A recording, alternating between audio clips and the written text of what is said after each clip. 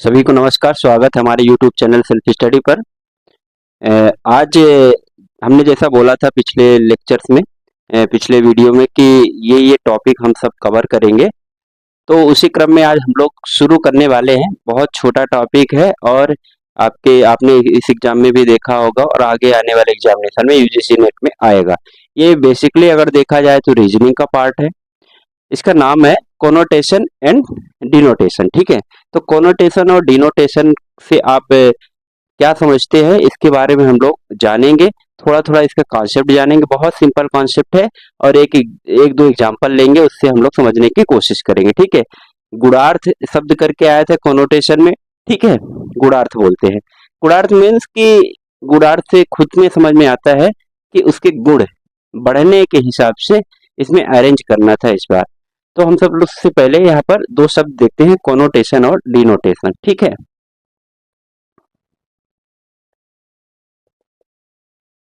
Connotation और denotation. ठीक है, हिंदी में इसको अगर बोले जाए तो कोनोटेशन को अभिप्राय बोलते हैं। क्या? अभिप्राय।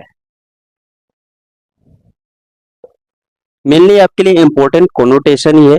डिनोटेशन से बहुत ज्यादा मतलब नहीं होता, क्योंकि देखिए अब हम सबसे पहले यहाँ पर समझने के दृष्टि से देखेंगे तो कोनोटेशन समझने के पहले हम लोग डिनोटेशन शब्द पे आएंगे। तो डिनोटेशन शब्द ये मतलब होता है कि जो शब्द है डिक्शन, यहाँ से याद, ये डी से याद रखिए, डिक्शनरी। जो भी शब्दकोश में मीनिंग अगर किसी का मिल रहा है वो डिनोटेशन है, डायरेक्ट।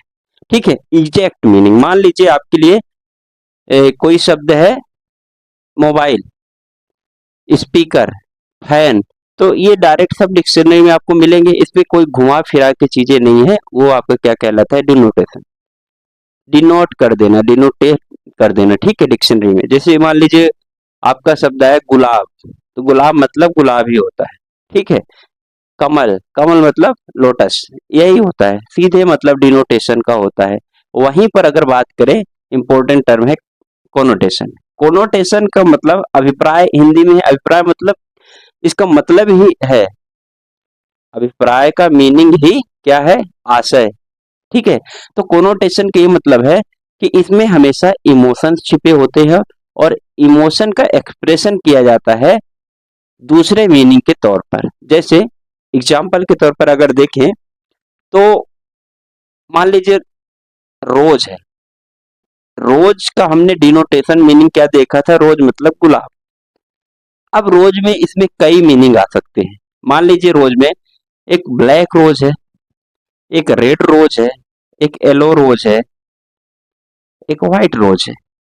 ठीक है, तो ब्लैक रोज का सिंबल क्या होता है? ब्लैक रोज का मतलब कहीं ना कहीं किसी सौरों का, सैडनेस का ये प्रतीक कहलाता है। रेड रोज मतलब लव, लव का सिंबल है। येलो रोज ऐसे ही, व्हाइट रोज ऐसे है, पीस, शांति का प्रतीक है। दूसरा एग्जाम्पल के तौर पर अगर डिनोटेशन में हम लोग एक एग्जाम्पल लें, फ्लैग, फ्लैग मतलब झंडा। झंडा तो झंडा हो गया, लेकिन अगर इट कोनोटेशन की अगर हम लोग बात करें तो इसमें रेड फ्लैग आएगा, जो क्या दर्शाएगा? स्टॉप हो जाओ। या फिर मान लीजिए रेलगाड़ी के केस में स्टॉप है, युद्ध के केस में मान लीजिए व्हाइट फ्लैग आपको दिखा देना, मतलब शांति का प्रतीक है। तो इस तरह से कोनोटेशन का मतलब ये होता है कि वो दूसरे शब्दों में उसका मीनिंग निकलता है। जैसे एक मान लीजिए दोनों, मान लीजिए कोनोटेशन में आ गया सांप, सांप आ गया आपके सामने, तो सांप का क्या मतलब होता है? अगर डिनोटेशन की अगर हम बात करें तो स्नेक, सीधे डिक्शनरी में। और कोनोटेशन में अगर हम लोग इसकी बात करें, अभिप्राय में बात करें, तो सांप से क्या मतलब हो सकता है? वो एक शंकर जी का एक भक्त हो सकता है, शंकर जी के गले में लिपटा हुआ वाला सांप हो सकता है। एक सांप मतलब वो मदारी जो बिना जहरीला हो सकता है, और एक सांप का मतलब ये हो सकता है वो जहर वाला सांप हो सकता है। तो सांप यहाँ पर कई मीनिंग हो गए। तो कोनोटेशन और डिनोटेशन में आप मतलब इसका अर्थ समझ गए ना? तो डिनोटेशन में सीधा मीनिंग होता है, सीधा मान लीजिए आपको ये कान पकड़ना है तो सीधा जाके ऐसे पकड़ लो। कोनोटेशन का मतलब ये है कि इस कान को इस हाथ से ऐसे पकड़ो, जाके घुमा के फिरा के बातें करना, ये सीधा मतलब होता है किसका, कोनोटेशन का। ठीक है ना। जैसे कोनोटेशन और डिनोटेशन आपको समझ में आया। उसके बाद हम जैसे कुछ शब्द लेंगे, मीनिंग लेंगे, जिसका आपको अर्थ समझाएंगे कोनोटेशन और डिनोटेशन में। ठीक है। जैसे मान लीजिए एग्जाम्पल के तौर पर, एग्जाम्पल यहाँ पर आपको समझना बहुत जरूरी है, एग्जाम्पल ही सबसे ज्यादा इंपॉर्टेंट है। जैसे मान लीजिए कोई एक शब्द है डिनोटेशन, यहाँ पर एक शब्द लिया, आप शब्द से समझेंगे तो आपको एग्जाम्पल बहुत आराम से समझ में आएगा, और आगे हम लोग एक दो एग्जाम्पल करेंगे। ठीक है। एग्जाम्पल में, एग्जाम्पल मान लीजिए आपने बेसमेंट, बेसमेंट शब्द सुना, तो बेसमेंट शब्द सुनने में आपको क्या दिमाग में आपके आएगा, सबसे पहले तो आपके दिमाग में ये आएगा कि बेसमेंट, डिनोटेशन इसका मीनिंग क्या होगा कि बेसमेंट मतलब एक ऐसा एरिया जहां पर एक जगह होती है, बेसमेंट। ठीक है, सीधे बेसमेंट एक ऐसी जगह। और कोनोटेशन में आप ये देखेंगे कि बेसमेंट का मतलब होता है एक डार्क प्लेस, एक डेंजरस जगह जहां पर कोई मोस्टली जाता नहीं।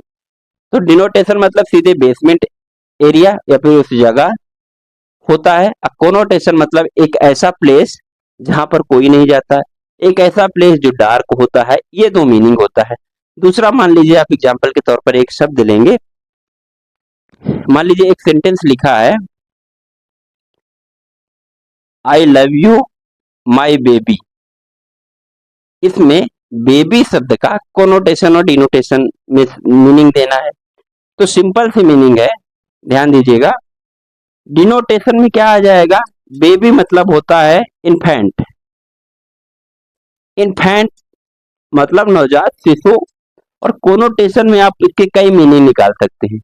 एक बेबी मतलब होता है जैसे, जैसे मेरे बाबू ने खाना खाया, ठीक है, तो बाबू पहले बेबी से बाबू बना। ठीक है, बेबी मतलब कि एक गर्लफ्रेंड, एक बॉयफ्रेंड एक दूसरे को एक लविंग वर्ड से नॉमिनेट करते हैं या फिर संबोधित करते हैं, वो बेबी का एक मतलब हो गया। ठीक है, मतलब लवेबल बॉयफ्रेंड, बॉयफ्रेंड या गर्लफ्रेंड, ये ठीक है। पति पत्नी भी आजकल चलेगा। ठीक है। इन्फेंट, और नॉर्मल एक मतलब इन्फेंट होता ही है, बेबी मतलब छोटा बच्चा होता है। ठीक है। तो इस तरह से डिनोटेशन और कोनोटेशन, मेरा कहने का ये मतलब है, कोनोटेशन में चीजों को अलग अलग तरीके से समझाया जाता है और अलग अलग मीनिंग होते हैं। ठीक। एक और शब्द मान लीजिए मान लीजिए एक एग्जांपल ले ले, he is good player, he is good player. तो प्लेयर का डिनोटेशन और कोनोटेशन देना है। तो डिनोटेशन प्लेयर मतलब हु प्ले, मतलब जो खेलता है वो प्लेयर कहलाता है, सिंपल सा मतलब। और एक प्लेयर का मतलब ये होता है कि जो किसी की भावनाओं से खेलता है, who play with some emotions, एक वो मतलब हो गया कोनोटेशन में। ठीक है, कोनोटेशन में गहरा मीनिंग होता है और मोस्टली आप देखेंगे इमोशन या फिर भावना जुड़े होते हैं। तो ये शब्द आपको समझ में आ गए होंगे कोनोटेशन और डिनोटेशन में। ठीक है। अब उसके बाद हम लोग आगे आएंगे और थोड़ा सा और जानने की कोशिश करेंगे कि कोनोटेशन और डिनोटेशन में हम लोग इस सवाल को कैसे वो करते हैं, सवाल को कैसे हैंडल करते हैं। उसके लिए दो चीजें और आपको जरूरी है जानना। ठीक है। एक होता है इंटेंशन, जिसका हिंदी मतलब होता है आशय। एक होता है एक्सटेंशन, जिसका हिंदी मीनिंग होता है विस्तार। ध्यान दीजिएगा भाई लोग। ठीक है। इंटेंशन हमेशा किसके साथ चलता है, इंटेंशन हमेशा कोनोटेशन के साथ चलता है। ठीक है। एक्सटेंशन हमेशा डिनोटेशन के साथ चलता है। ठीक, ये आप गांठ बांध लीजिए।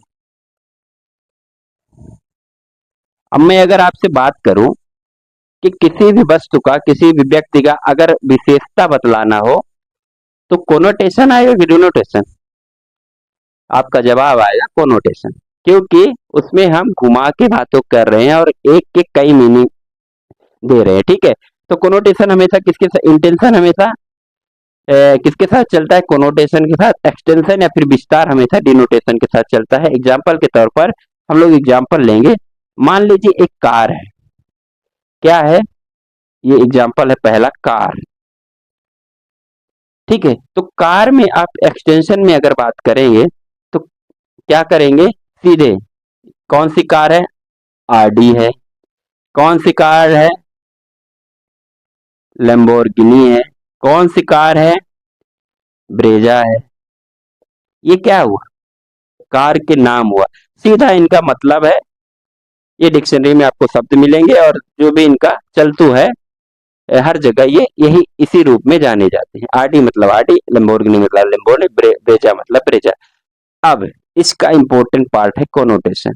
तो कोनोटेशन में क्या है? कार शब्द आपके आते ही आपके दिमाग में क्या आना चाहिए? कार के चार पहिए होते हैं। कितने होते हैं? चार व्हील होते हैं। कार में एक स्टीयरिंग होती है। कार आपको कहाँ पहुंचाती है? डेस्टिनेशन में पहुंचाती है, ठीक है। कार कंफर्टेबल होती है। ये क्या हुआ? उसकी विशेषताएं हुए ना, किसकी? कार की विशेषताएं हुई, तो ये कोनोटेशन के अंतर्गत आएगा, ठीक है। Car used for run, run क्या ठीक है, या फिर ट्रेवलिंग, ये इसकी विशेषताएं हुए, तो ये इसकी कोनोटेशन। मुझे अब ऐसा समझ में आ रहा है कि आपको कोनोटेशन और डिनोटेशन में समस्या नहीं होगी। कोनोटेशन सीधा मतलब है कि इमोशनल अटैचमेंट और उसकी विशेषताओं पे बात करेंगे। विशेषता शब्द सबसे इंपॉर्टेंट है, कैरेक्टरिस्टिक्स को आप याद रखिएगा, ठीक है। उसके बाद डिनोटेशन में है आपका सीधा का सीधा, ठीक है। फिर उसके बाद थोड़ा सा हम लोग एक और बात कर लेते हैं, इम्पटी। Empty, empty extension.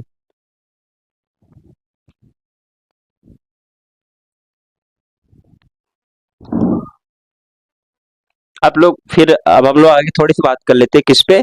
एक टर्म आता है इम्पटी एक्सटेंशन। इम्पटी एक्सटेंशन का मतलब क्या होता है? जिसका कोई मीनिंग ना हो, कुल मिला के अगर कहा जाए तो इमेजिनरी। इम्पटी एक्सटेंशन क्या है? इम्पटी एक्सटेंशन, ठीक है। इम्पटी मतलब क्या होता है? खाली। खाली मतलब अगर कहा जाए तो नल या फिर शून्य। तो शून्य एक्सटेंशन में क्या होता है कि आपका इमेजिनरी चीजें होती है जिसका कोई अस्तित्व नहीं है। जैसे एग्जाम्पल के तौर पर मान लीजिए हम लोग देखते हैं क्या, हाँ मान लीजिए कहते हैं घोस्ट। घोस्ट यानी भूत। तब हम लोग खूब उसका इमेज बनाते हैं, खूब हम अपने दिमाग में भी चीजें करते हैं कि ऐसा होगा ऐसा होगा, लेकिन आज तक उसका अस्तित्व है नहीं है। ये आपको क्या कहलाता है? इम्पटी एक्सटेंशन, ठीक है। वैम्पायर, वैम्पायर हम लोगों ने मूवीज में भी देखे हैं, वैम्पायर को देखे हैं, बड़े बड़े दांत होते हैं ऐसे ऐसे, लेकिन वहां पर वैम्पायर का कोई एक्सटेंशन है नहीं, ठीक है। एंजल्स, एंजल्स मतलब परी। किसी ने नहीं देखा भाई परी, भले किसी को कोई बोले कि तुम परी जैसे हो, तुम एंजल्स हो, कोई कभी कभी कोई एंजल्स को कोई देखा ही नहीं, क्या पता होते हैं कि नहीं होते। यूनिकॉर्न, यूनिकॉर्न की हम लोग बात करते हैं कि बढ़िया सा एक यूनिकॉर्न होगा, आप लोगों ने मूवीज में देखा होगा। तो ये सारे एम्पटी एक्सटेंशन के अंतर्गत आते हैं। तो कहा जाए इतने तरीके से मैम ने कोनोटेशन और डिनोटेशन को समझने की कोशिश किया। उसके बाद हम लोग आते हैं दो टर्म जानेंगे कि इंटेंशन और एक्सटेंशन कैसे ये बिहेव करते हैं। जैसे अगर हम लोग बात करें, एक्सटेंशन हमेशा डिक्रीजिंग ऑर्डर पे काम करता है। डिक्रीजिंग ऑर्डर मतलब घटते क्रम में, और इंटेंशन हमेशा क्या करता है? बढ़ते हुए क्रम पे। आपको एग्जामिनेशन में मोस्टली आएगा कोनोटेशन से सवाल। अब कोनोटेशन रिलेटेड किससे होता है? इंटेंशन से होता है, ठीक है। इसीलिए आपको उसमें, और इंटेंशन हमेशा क्या होता है, इंक्रीजिंग ऑर्डर में होता है, और कोनोटेशन सवाल आएगा। डिनोटेशन सवाल आने के चांस क्यों कम है? डिनोटेशन का सीधा मतलब ही वही होता है, जो लिखा है वो मतलब है, और कोनोटेशन में आपको दिमाग लगाना पड़ता है। ठीक है, तो इसके हम लोग बिहेवियर की बात कर लेते हैं, इंटेंशन और एक्सटेंशन की। ठीक है, एग्जाम्पल के तौर पर हम थोड़ा सा लेंगे। एक देखिए, इंटेंशन, एक्सटेंशन। ठीक है, हमने क्या कहा कि इंटेंशन जो है हमेशा क्या करता है, आपका इंक्रीजिंग ऑर्डर पे रहता है। कैसे रहता है? इंक्रीजिंग ऑर्डर, हिंदी में बढ़ते हुए क्रम में। ठीक है, सिंपल था, आप लोगों को सब में समझ में आएगा। एक्सटेंशन क्या होता है? डिक्रीजिंग ऑर्डर,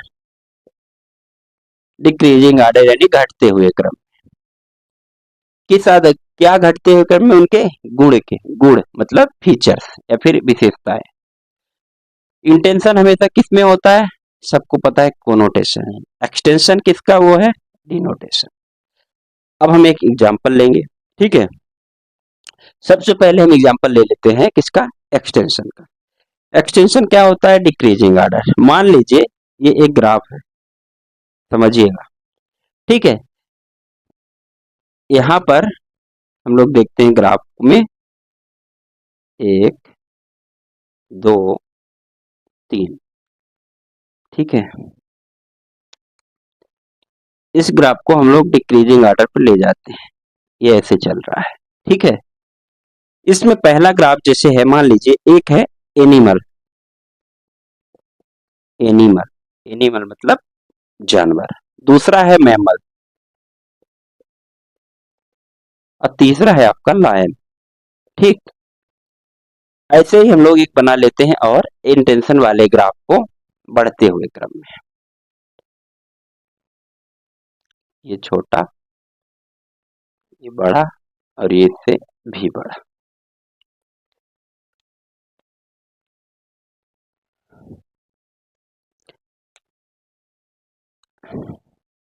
इसमें भी एनिमल, मैमल और लायन।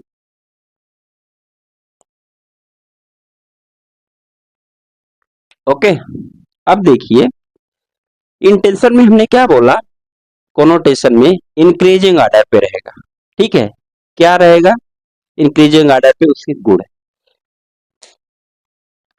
ये एनिमल है, एनिमल तो ठीक है, एनिमल तो तक तो ठीक है, फिर मैमल्स है, मैमल्स मतलब स्तनधारी है, और ये फिर लायन। तो सबसे बड़ा गुण इसमें देखिए लायन के पास है। क्यों?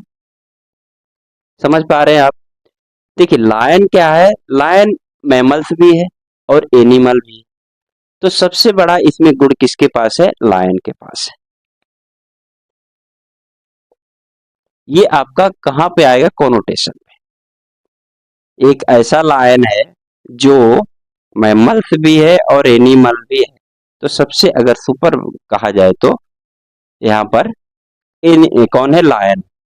और इसी तरह एक्सटेंशन या फिर डिनोटेशन की सीधी बात करेंगे तो इसमें हम लोग डिक्रीजिंग ऑर्डर पे ये चलता है एक्सटेंशन में। क्यों? कि एनिमल है, मान लीजिए एनिमल है, मैमल्स है और लायन। ठीक है, तो लायन क्या है? लायन केवल लायन है, केवल एक शेर है। मैमल्स में बहुत सारे हो सकते हैं मैमल, और एनिमल में बहुत सारे एनिमल हो सकते हैं, उसमें लायन भी हो सकता है, गाय भी हो सकते हैं, डॉग भी हो सकते हैं, तो इनकी संख्या ज्यादा है। मतलब डायरेक्ट देखने के अगर समझ में आया जाए तो आप लोग जानवर, स्तनधारी और शेर किसको कहेंगे, किसमें ज्यादा वो है, बैलू किसमें ज्यादा है, किसमें ज्यादा भार है? तो आप देखेंगे एनिमल में ज्यादा है, कि बहुत सारे जानवर हो सकते हैं, कई तरह के जानवर हो सकते हैं, बहुत सारे लोगों का गुण है। ठीक है, क्यों? हम उसकी बात करें डिनोटेशन, मतलब जो डायरेक्ट हमको समझ में आता है। कोनोटेशन में हम दिमाग लगाएंगे तो फिर उसमें ये वाला सिस्टम आ जाएगा कि एनिमल, मैमल्स और लायन। भाई लायन क्योंकि मैमल्स भी है, एनिमल भी है। ठीक है, तो उसके पास सबसे ज्यादा। तो ये है समझने के लिए। अब उसके बाद हम लोग देखेंगे, आपके एग्जामिनेशन में एक सवाल आया था यूजीसी नेट की, अगर हम लोग बात करें तो एक मुझे अभी पेपर 2 का मुझे शिफ्ट 2 में जो आया था सवाल, उसमें आया था, क्वेश्चन था कि गुणार्थ के आधार पर अरेंज करिए बढ़ते हुए, ठीक है, गुणार्थ बढ़ते हुए गुणार्थ के आधार पर, यानी बढ़ते हुए कोनोटेशन के आधार पर इसको अरेंज करना है। उसमें दिया था पशु, पालतू पशु,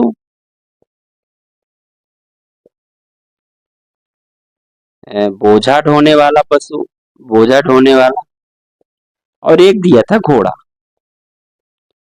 ठीक है, ये दिया हुआ था। अब इसको अरेंज करना था, तो इसमें अरेंज अरेंज करना था, तो इसमें अरेंजमेंट में आप कैसे करेंगे? अभी तो खैर मैंने ऐसे लिख दिया है, तो इसमें ये सीधा अरेंज है, ठीक है। सबसे पहले आएगा पशु, फिर उसके बाद आएगा पालतू पशु, फिर आएगा बोझा ढोने वाला, और घोड़ा आपका लास्ट में आएगा। सबसे ज्यादा गुण किसके पास है? देखिए, पशु तो है ही, नॉर्मल सी बात है। पालतू पशु है, मतलब उसमें और कुछ भावनाएं आ गई है ना, क्योंकि वो पालतू है, नॉर्मल पशु से ज्यादा समझदार। बोझा ढोने वाला, वो पालतू पशु भी बोझा ढोने वाला हो सकता है, वो उसके पास और गुण है। अब घोड़ा, वो तो सब कुछ कर सकता है, वो पालतू भी हो सकता है, वो बोझा भी ढो सकता है, भार ढो सकता है, इंसान उसमें चढ़ भी सकता है, सवारी भी कर सकता है। तो ये इस तरह का इंक्रीजिंग आर्डर ये आपको बनाना था। मुझे ऐसा लग रहा है कि समझ में आपको आ जाएगा, आ गया होगा, ठीक है। जैसे मान लीजिए, हाँ, क्रिकेट की अगर बात कर ले हम लोग, क्रिकेट में भी अगर देखा जाए, एग्जाम्पल हम ले लेते हैं एक, मान लीजिए खिलाड़ी, ठीक है, प्लेयर, एक बैट्समैन, एक बैट्समैन, बॉलर, एक हो गया ऑलराउंडर।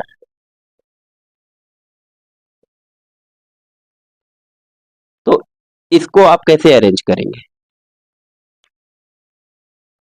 ये मैं आपके लिए एक सवाल दे रहा हूँ, ठीक है। इसको अरेंज करना है इसके गुणार्थ के आधार पर, कैसे अरेंज करेंगे? इसमें आपको ये देखना है किसमें ज्यादा गुण है। ऑलराउंडर हो गया, बैट्समैन हो गया, बॉलर हो गया, बैट्समैन बॉलर दोनों हो गया, बैट्समैन बॉलिंग फील्डिंग तीनों करता है, तो इसको अरेंज करना है। ये आप कमेंट में जरूर मुझे बताइएगा, और हो सकेगा तो आप कमेंट करिएगा, खिलाड़ी, बैट्समैन, बैट्समैन बॉलर दोनों, और ऑलराउंडर, ठीक है। ऑलराउंडर मतलब batsman bowler wicket keeper fielder सब, ठीक है। तो इसको आप बताइएगा। इस तरह इसमें केवल मेरा ये सवाल देने का उद्देश्य ये है कि आप लोग क्या समझे हैं, और किस तरह से आपको समझ में आ रहा है, गुणार्थ या फिर कोनोटेशन क्या है। तो यहाँ पर हम लोग इतने सारे एग्जाम्पल देखे, यहाँ पर कॉन्सेप्ट समझने की कोशिश किया। एक बार मैं फिर बता देता हूँ, कोनोटेशन मतलब उसमें भावनाएं होती है, और भावनाओं के आधार पर उसके कई मीनिंग निकाले जा सकते हैं। डिनोटेशन का सीधा मतलब होता है जो डिक्शनरी में लिखा होता है, ओके। तो कोनोटेशन और डिनोटेशन के बहुत छोटा सा एक टॉपिक था, उसको हमने कंप्लीट किया। तो ये पहला लेक्चर था। इसके बाद हम लोग धीरे धीरे धीरे आगे बढ़ते रहेंगे। आपके पास बहुत टाइम है, और वो टॉपिक मैं लेके आऊंगा जो एग्जामिनेशन में आ चुका है और एग्जामिनेशन में आने की संभावना है। तो यहाँ से हम लोग इस क्लास को रोकते हैं। आप लोग बताइए कैसी ये क्लास लगी। आज गुरु पूर्णिमा है, तो सभी लोग अपने अपने गुरु को, अपने अपने माता पिता और सबको एक स्नेह रखिए अपने दिमाग में, और एक रिस्पेक्ट रखें सबके प्रति। कोई देने की जरूरत नहीं है कि उनको पूजा करें, या फिर आप उनके साथ कुछ भेंट करें, गुरु दक्षिणा दें, ये बहुत जरूरी नहीं है। बस आप उनके प्रति एक रिस्पेक्ट रखें, जहां भी मिले वो, तो आप उनको प्रणाम कर लीजिए। अगर नहीं भी, अगर प्रणाम करने की आप में क्षमता है, नहीं साहस है, तो आप कोई बात नहीं, एक बार मुस्कुरा के फिर नजर बचा के चले जाइए। कभी उनको बेइज्जती मत करिएगा, ये सबसे बड़ी बात होती है, ठीक है। तो यही मेरा कहना है, और बाकी आप लोग सब समझदार हैं। आप लोग क्लास ऐसे ही करते रहिए और अपनी पढ़ाई जारी रखें, ठीक है। तो धन्यवाद, जय हिंद।